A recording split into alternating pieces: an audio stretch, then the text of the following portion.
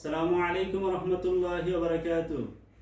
الحمد لله وكفى والسلام على عباده الذين اصطفى عما بعد. فأعوذ بالله من الشيطان الرجيم. بسم الله الرحمن الرحيم.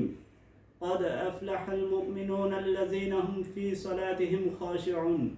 وقال النبي صلى الله عليه وسلم قرة عيني في الصلاة أو كما قال عليه الصلاة والسلام. প্রিয় সুধী, আজকে আমাদের আলোচনার বিষয় হলো দোয়া কবুলের 5 শর্ত। যে আমরা তো দোয়া করি, অনেক সময় আমাদের দোয়া কবুল হয় না, তো কিভাবে দোয়া করলে আল্লাহ তাআলা কবুল করেন, তো সে সম্পর্কে আমি আপনাদের সামনে সংক্ষিপ্ত আলোচনা করব।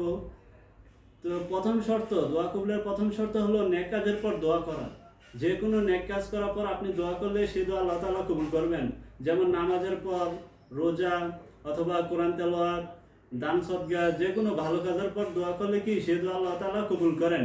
2 নম্বরে হলো ইস্তেগফারের পর দোয়া করলে আল্লাহ তাআলা সে দোয়া কবুল করেন। 3 নম্বরে হলো বরকতময় সময় দোয়া করা।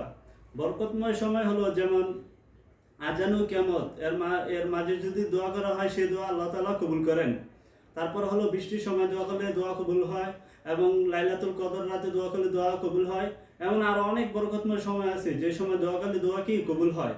তারপরে হলো বরকতময় স্থানে দোয়া করা।